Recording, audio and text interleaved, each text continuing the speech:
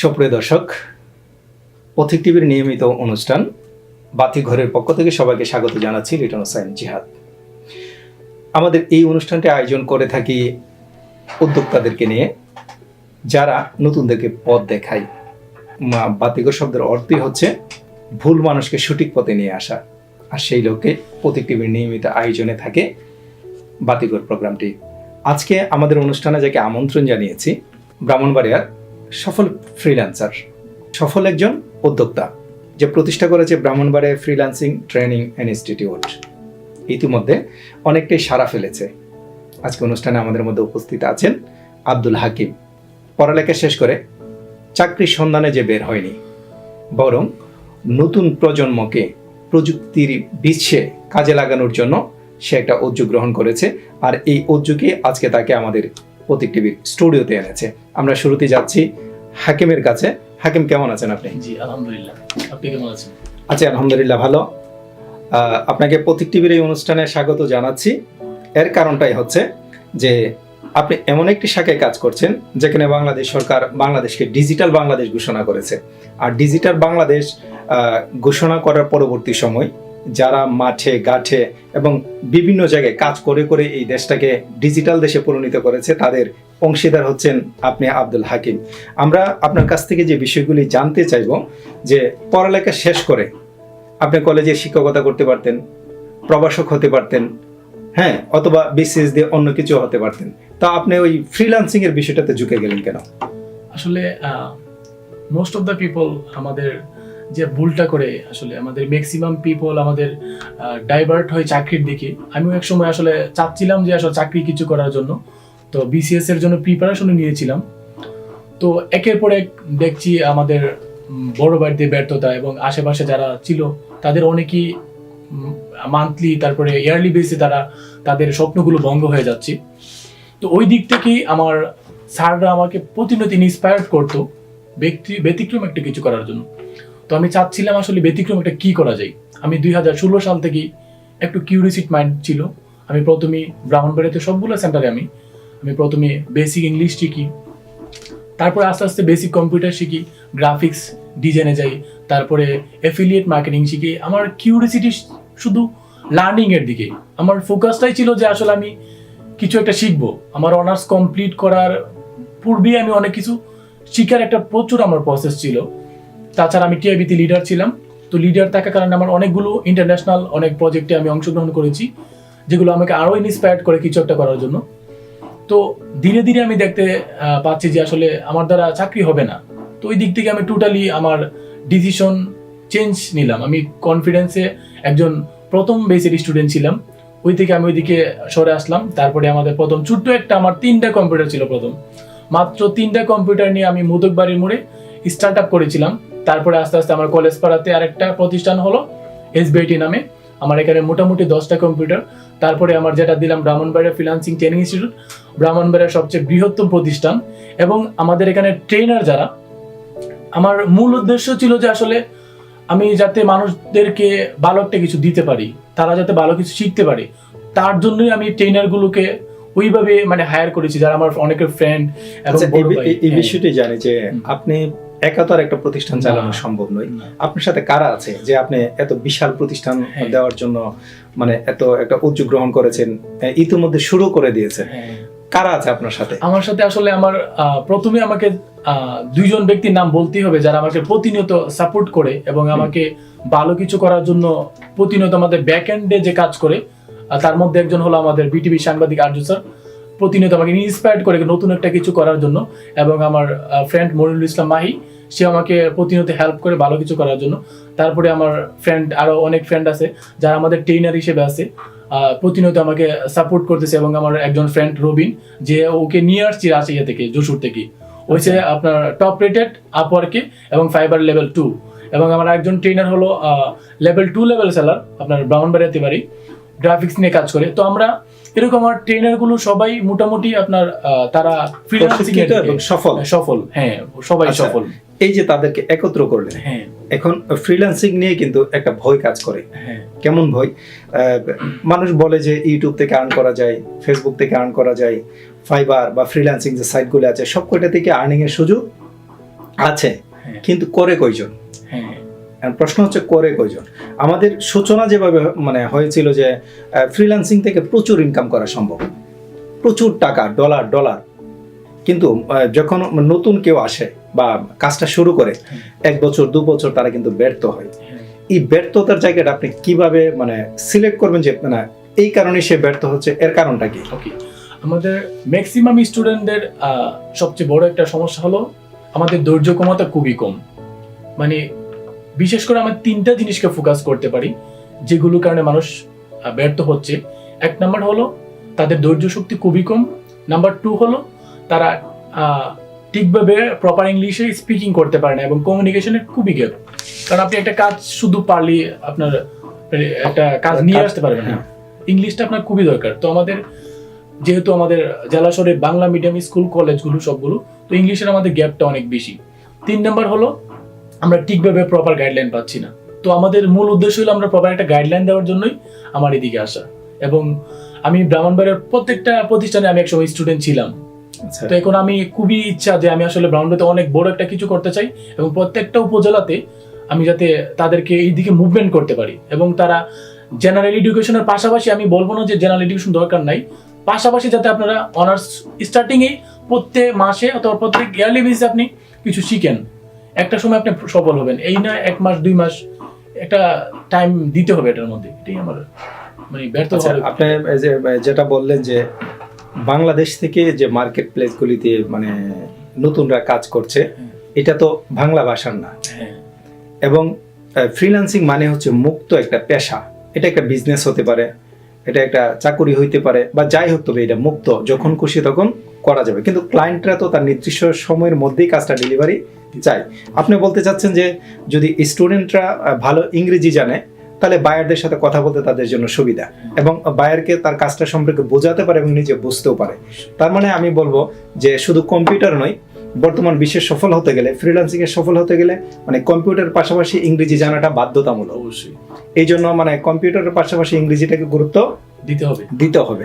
ধন্যবাদ, আপনি সুন্দর একটা কথা বলেছেন। সুপ্রিয় দর্শক, যা বলছিলাম এটা অত্যন্ত গুরুত্বপূর্ণ একটা পয়েন্ট ফ্রিল্যান্সিং এর ক্ষেত্রে, যে আপনার ভাষার দক্ষতা যদি না থাকে, তাহলে আপনি বায়ারদের সাথে কথা বলতে গিয়ে আটকা পড়ে যাবেন, তাদেরকে বোঝাতে পারবেন না, যার কারণে ভুলভাল অনেক সময় কাজ ডেলিভারি হয়, বায়াররা আপনাকে ত্যাগ করতে পারে। আর এটা কাজের ক্ষেত্রে বা ফ্রিল্যান্সিং এর ক্ষেত্রে ব্যর্থতার একটা প্রথম ধাপ বলতে পারি আমরা। তাহলে এই ক্ষেত্রে মানে ইংরেজি জানাটা আবশ্যক। আচ্ছা, যাচ্ছি পরবর্তী ধাপে। এখন ফ্রিল্যান্সিং এর তো অনেক কয়টা শাখা আছে, যে কেউ গ্রাফিক্স করলো, কেউ ওয়েব ডেভেলপার হিসেবে কাজ করলো, কেউ ভিডিও কন্টেন্ট নিয়ে কাজ করলো, কেউ ডিজিটাল মার্কেটিং এ কাজ করলো। আপনি এই কয়েকটা শাখা থেকে মানে কোনটাকে আপনি বেশি গুরুত্বপূর্ণ মনে করবেন যে কাজটা করতে গিয়ে? আসলে এখানেও আমাদের কিছু একটা ভুল হয়, আমরা একটু জিনিস সিলেক্ট করতে আমাদের সবগুলাই আমরা ভুল করি প্রথম অবস্থায়। আসলে আমরা ট্রেন্ডিং এ বিশ্বাস করি, যেটা আসলে আমাদের প্রথমই ভুল। যে একজন গ্রাফিক ডিজাইন শিখতেছে, সে অনেক টাকা ইনকাম করেছে, আমি গ্রাফিক ডিজাইন শিখবো। আচ্ছা, একজন ওয়েব ডেভেলপমেন্ট করে, সে কোডিং পারে, তার কিউরিওসিটি থেকে আমি কোডিং শিখবো। এটা আমাদের প্রথম একটা ভুল। আমাদের আসলে জিনিসগুলো বুঝতে হবে যে আসলে আমার কোন জিনিসগুলো আমার ব্রেনে নিতে পারবো এবং কোন জিনিসগুলো আমি করতে পারবো। আমাদের ইউটিউবে হিউজ পরিমাণ সোর্স আছে।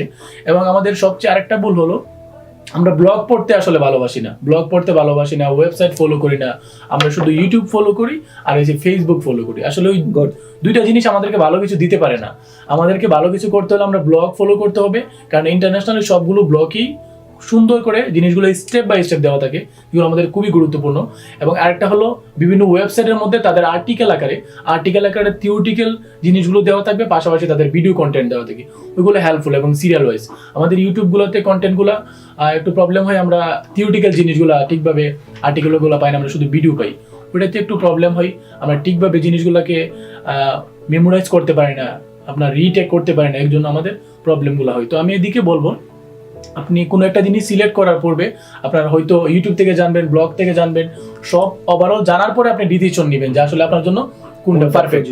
আর ওয়েবসাইট কোডিং এর ব্যাপারটা বিশাল একটা সেক্টর, আপনি 1 দিন 2 দিন টাইম দিলে হবে না, একটা ইয়ারলি বেসিসে একটা টাইম দিতে হবে। গ্রাফিক ডিজাইন সেম, আপনার সবগুলা জিনিসের আপনার ক্রিয়েটিভিটি থাকতে হবে। আপনার একটা জিনিস বায়ার বলে দিল যে আপনি আমার একটা প্রতিষ্ঠান এরকম, যে আমি এরকম একটা প্রতিষ্ঠান দিয়েছি, ওনাকে একটা লোগো তৈরি করে দিতে হবে। তো আপনার ক্রিয়েটিভিটি আইডিয়াটা খুব বেশি থাকতে হবে। পাশাপাশি আপনার ডিজিটাল মার্কেটিং এর জন্য আপনাকে বললো যে আপনার ফেসবুকটা অথবা ইউটিউব অথবা আপনার জিনিসগুলোকে র্যাঙ্কিং এ নিয়ে আসে দেওয়া, তো আপনি ওইটা তো আপনি হুট করে পারবেন না। ওই জিনিসগুলোকে আপনাকে বুঝতে হবে এবং কাজগুলো নিয়মিত করতে হবে, তারপরে আপনার ডিক্লাইনে যেতে পারবেন। চমৎকার একটা কথা বলেছেন এখানে, যে আমাদের বেশিরভাগ ফ্রিল্যান্সার যারা আছে তারা ইউটিউব বা ফেসবুককেই মনে হয় সবচেয়ে বেশি মানে টিউটোরিয়ালগুলি দেখে থাকে এবং তারা মনে করে যে এখান থেকে প্রশিক্ষণ নিয়ে আমি কাজটা করতে পারবো। তাইলে আপনি বলছেন যে এই কাজটা পর্যাপ্ত না। হ্যাঁ, এটা পর্যাপ্ত না, এই জন্য বিভিন্ন ব্লগ করা দরকার, অর্থাৎ ভিডিও দেখার পাশাপাশি ব্লগগুলি তো যাচাই বাছাই করা দরকার। ব্লগগুলি তাহলে কি মানে সফল যারা আছে তারাই ব্লগিং করে না? ব্লগিং সবাই ম্যাক্সিমাম যারা একটু ভালো কিছু করে তারা ব্লগিং এর জিনিসগুলো ইংলিশ, এবং বললাম প্রথমেই আমাদের মোস্ট যেটা খুবই বেশি প্রয়োজন ইংলিশ জানা, কারণ বাংলা ব্লগে পর্যাপ্ত পরিমাণ রিসোর্স নাই এবং ঠিকভাবে জিনিসগুলো মানে সাজানো না। তো আমাদের ভালো কিছু করতে হলে আমাদের ইংলিশ প্রথম আমাদের ম্যান্ডেটরি হলো, আমরা ইংলিশ ভালো করে বুঝতে হবে এবং আমরা জিনিসগুলো যাতে আমরা বুঝিয়ে তারপর আমার এরকম ইংলিশ লাগবে না যে আমি একবার ইংলিশ এক্সপার্ট। আমার জাস্ট জিনিসগুলো বুঝতে হবে, জিনিসগুলো বুঝে আমি যাতে জিনিসগুলো মেমোরাইজ করতে পারি, এনাফ। আমরা ইংলিশ ব্লগগুলো ফলো করতে হবে। আচ্ছা, সুপ্রিয় দর্শক, শুনছিলাম ব্রাহ্মণবাড়িয়া ফ্রিল্যান্সিং ট্রেনিং ইনস্টিটিউটের প্রতিষ্ঠাতা আব্দুল হাকিমের আলোচনা, যে আপনি কিভাবে ফ্রিল্যান্সার হয়ে উঠবেন। শুধু ফ্রিল্যান্সার নয়, আপনাকে সফলতার কোন পথে হাঁটলে আপনি সফল হতে পারবেন এই পথটুকু নিয়ে আলোচনা করছিলাম। আমরা ইতিমধ্যে জানলাম যে ফ্রিল্যান্সিং করতে গেলে আপনাকে আন্তর্জাতিক ভাষা হিসেবে ইংরেজিটাকে প্রাধান্য দিতেই হবে। পাশাপাশি ইউটিউবে যে ভিডিওগুলি আছে এবং ব্লগগুলি আছে সবগুলিতে স্টাডি করতে হবে, অভিজ্ঞতা অর্জন করতে হবে, তারপরে মাঠে নামতে হবে। এরপরও যে বিষয়টা আছে যে সরাসরি কোনো ট্রেনিং ইনস্টিটিউটে গিয়ে যদি আপনি প্রশিক্ষণটা নেন, এটা আপনার জন্য সবচেয়ে বেশি সুবিধা। কারণ ট্রেনিং ইনস্টিটিউট শুধু আপনাকে প্রশিক্ষণই দেবে না, প্রশিক্ষণ পরবর্তী সময় যে আপনি যখন শুরু করবেন তখন একটা সাপোর্টও থাকে। হ্যাঁ, এখানে আমাদের যে সাপোর্টটা আসলে আমি যে ব্যর্থতা থেকে আমার আসা, টোটালি আমার ব্যর্থতা থেকে আসা, তো আমি চাই না আমার মতো কেউ আর ব্যর্থ হোক। আমি ব্যর্থ হয়ে আস্তে আস্তে এদিকে আসা। আমার একদিনের গল্প না এটা, প্রায় 2016 সাল থেকে আমার ব্যর্থতা প্রতিনিয়ত, আমি এখনো ব্যর্থ হচ্ছি, প্রতিনিয়ত ব্যর্থ হই, প্রত্যেকদিন দিনে ব্যর্থ হই, সকালে ব্যর্থ হই। কারণ আপনি ব্যর্থ না হলে আপনার নেক্সট স্টেপে যাওয়া সম্ভব না।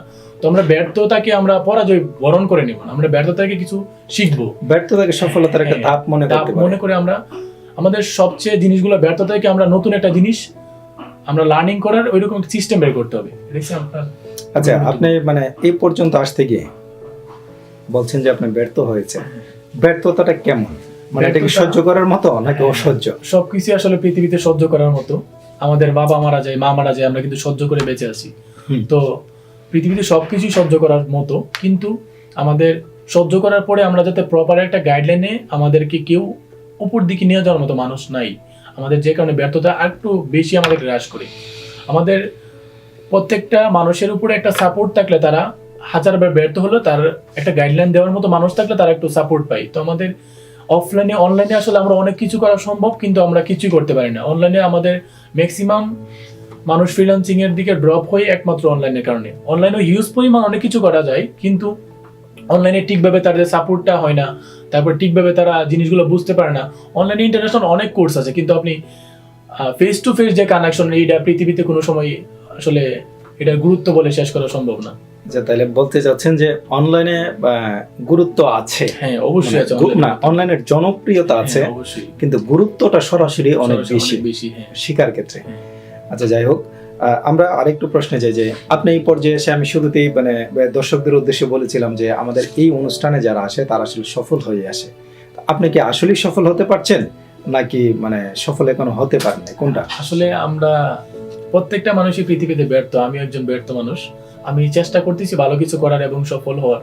আমার সফলতা এখানে না, আমার সফলতা হলো আমার যে স্বপ্ন, আমার ব্রাহ্মণবাড়িয়া জেলাতে প্রত্যেকটা স্কুল কলেজের পাশে একটা করে আইটি ইনস্টিটিউট থাকবে এবং প্রত্যেকটা স্টুডেন্ট তার একাডেমিক পড়ার পাশাপাশি সে আইটি জিনিসগুলো তার রপ্ত করতে হবে এবং সে প্রতিদিন আমরা যেমন ভাবে আমাদের স্কুল কলেজে পড়ালেখা করি, একটা স্টুডেন্ট ইন্টারের পরে তার পড়ালেখাটা তেমন গুরুত্বপূর্ণ আমার মনে হয় না। সে অনার্সে ভর্তি হওয়ার পরেই তার পাশাপাশি আইটি একটা স্কিল, সে এরকম না যে 1 মাস পরে সে ইনকাম করবে। তার প্রত্যেক ইয়ারলি বেসিসে সে আইটি জিনিসগুলোকে নিজেকে ডেভেলপ করার জন্য, জেনারেল পড়ালেখার পাশাপাশি সে নিজেকে স্কিলফুল করার জন্য সে আইটি গুলোকে ডেভেলপ করবে। তো আমার একটা প্ল্যান হলো যে আমি চাই যে প্রত্যেকটা কলেজের পাশাপাশি আমার একটা আইটি ইনস্টিটিউট হোক। এটা হলো আমার স্বপ্ন। যতদিন আমার স্বপ্ন বাস্তবায়ন না হচ্ছে আমি একজন ব্যর্থ মানুষ। যাক, আপনি বলতে চাচ্ছেন যে আসলে সফলতার মানে যে বিন্দুটা বা যে ডট বলা হয়, আসলে সফলতার কোনো ডট নাই, এটা চলমান একটা প্রক্রিয়া। যে চলমান প্রক্রিয়ায় সফলতা আমার মনে হচ্ছে যে মৃত্যুর পরে সফলতার হিসাবটা করা যাবে, এর আগে করা যায় না। কিন্তু তারপরও আমরা বলি যে আমরা সফল, কারণ আপনি বেঁচে আছেন, আমি বেঁচে আছি, আর বেঁচে থাকাটাই একটা সফলতা। সুপ্রিয় দর্শক, শুনছিলাম পথিক টিভির বাতিঘর অনুষ্ঠান। আর বাতিঘর অনুষ্ঠানে আমন্ত্রিত হয়ে থাকে যারা উদ্যোক্তা হিসেবে কাজ করছেন, চলমান প্রক্রিয়া আছেন, সফল হয়েছেন বা সফল হতে হতে ব্যর্থতার দিকে গেছেন, তাদের গল্পটা আমরা শুনে থাকি। আজকে শুনছিলাম আব্দুল হাকিমের ব্রাহ্মণবাড়িয়া ফ্রিল্যান্সিং ট্রেনিং ইনস্টিটিউটের কথা। আপনারা কিভাবে ফ্রিল্যান্সিং করবেন আর কতটুকু গেলেই বা আপনি সফল হবেন, এই সীমারেখা দেওয়া যাবে না, কিন্তু তারপরে যতটুকু সম্ভব আলোচনা করেছেন আব্দুল হাকিম। তো আমরা অনুষ্ঠানের প্রায় শেষ পর্যায়ে চলে আসছি। শেষ পর্যায়ে চলে আসার পরও আমি হাকিমকে বলবো যে পথিক টিভির দর্শকদের ক্ষেত্রে যে ওর বার্তাটা কি, যে ডিজিটাল বাংলাদেশ বিনির্মাণে সরকার যে পদক্ষেপগুলি গ্রহণ করেছে এবং এই পদক্ষেপগুলি করতে গিয়ে জেলা প্রশাসক থেকে শুরু করে আমাদের যারা আছেন তারা লয়ের পর্যায়ে অর্থাৎ জেলাভিত্তিক যে আইসিটি সেক্টরের যে সরকারের যে অনুদান আছে বা যে সহযোগিতাগুলো আছে নতুনরা তা পাচ্ছে কিনা, বিশেষ করে ব্রাহ্মণবাড়িয়া ফ্রিল্যান্সিং ট্রেনিং ইনস্টিটিউট করতে গিয়ে এই ধরনের কোনো সহযোগিতা আপনি পেয়েছেন কিনা? আসলে আমার সম্পূর্ণ জিনিসগুলোই সহযোগিতার উপরে। আমার বেড়ে ওঠা, প্রতিষ্ঠান শুরু করা, প্রতিষ্ঠান চলমান, টোটালি আমার মানে মানুষের এবং আমার খুব প্রিয় মানুষগুলোর সহযোগিতার উপরে। কোনো প্রশাসনিক অথবা কোনো সরকারি কোনো সহযোগিতা আমার আসে নাই। আমার দুঃখের কথা, আমার ফ্যামিলি থেকে কোনো ধরনের সহযোগিতা করে নাই, কিন্তু সাপোর্ট দিয়েছে আমার মা, প্রতিনিয়ত সাপোর্ট দিয়েছে, যার কারণে এতটুকু আসা মানে খুবই কষ্ট লাগে। আর পাশাপাশি আমার ফ্রেন্ড এবং আমার স্যার খুবই হেল্প করেছে, প্রতিনিয়ত আমাকে হেল্প করতেছে। এবং আমার স্বপ্ন পরিপূর্ণ না হওয়া পর্যন্ত আমি থেমে যাব না। আমার যতই মানে কষ্ট আসুক থেমে যাব না। আমার সবার প্রতি উদ্দেশ্য একটাই, তারা ভালো কিছু করবে এবং আমি চাই তাদেরকে, আমি ব্রাহ্মণবাড়িয়াকে চেঞ্জ করবো any how. This is my challenge. এটা আমি স্বপ্ন, আমার মৃত্যুর আগ পর্যন্ত আমি চ্যালেঞ্জ পরিপূর্ণ করব। দর্শক, শুনছিলাম আব্দুল হাকিমের চ্যালেঞ্জ। তার মানে বলতে হয় যদি চ্যালেঞ্জ নিতে জানেন তাহলে ব্রাহ্মণবাড়িয়া ফ্রিল্যান্সিং ট্রেনিং ইনস্টিটিউটে আসুন আর ব্রাহ্মণবাড়িয়াকে পরিবর্তন করুন ডিজিটাল প্রক্রিয়ায়, ডিজিটাল পদ্ধতিতে। কারণ প্রযুক্তির উৎকর্ষতা আকাশ ছুঁয়েছে। ছেলে বড় থেকে শুরু করে এমন কোনো মানুষ নেই যারা প্রযুক্তিতে আকৃষ্ট হচ্ছে না। সেই আকৃষ্টটা যদি আমরা কাজে লাগাতে পারি, সম্ভাবনায় লাগাতে পারি, তাহলেই বলতে পারি যে ডিজিটাল বাংলাদেশ গড়ে উঠবে। পথিক টিভির বাতিঘর অনুষ্ঠানের সাথে থাকার জন্য আপনাদেরকে সবাইকেই ধন্যবাদ জানাচ্ছি আর স্বাগত জানাচ্ছি নতুন উদ্যোক্তা যারা আছেন, যারা নিজের কথা বলতে চান, সম্ভাবনার কথা বলতে চান, নিজেদের স্বপ্নটাকে মানুষকে জানাতে চান, আমাদের স্ক্রলিংয়ে দেওয়া নাম্বারে যোগাযোগ করবেন এবং আপনি চলে আসবেন আমাদের এই অনুষ্ঠানে। আর সেই পর্যন্ত ভালো থাকুন, সুস্থ থাকুন। আল্লাহ হাফেজ। আপনার প্রতিষ্ঠানের মার্কেটিংয়ের জন্য বিজ্ঞাপন বা কন্টেন্ট বানাতে চাচ্ছেন? বর্তমান সময়ের সবচেয়ে সহজ এবং একটি প্রধান মাধ্যম হতে পারে পথিক টিভি মিডিয়া সেন্টার। আমরা যেসব সেবা দিচ্ছি: audio recording, ghazal recording, TVC বিজ্ঞাপন, মোশনগ্রাফি বিজ্ঞাপন, প্রামাণ্যচিত্র নির্মাণ, শর্ট ফিল্ম নির্মাণ, biography, wedding cinematography, domain hosting সেবা, web design, digital marketing, videography, cinematography. আপনার প্রতিষ্ঠান এবং পণ্যের একটি বিজ্ঞাপন হতে পারে ব্যবসার মূল হাতিয়ার।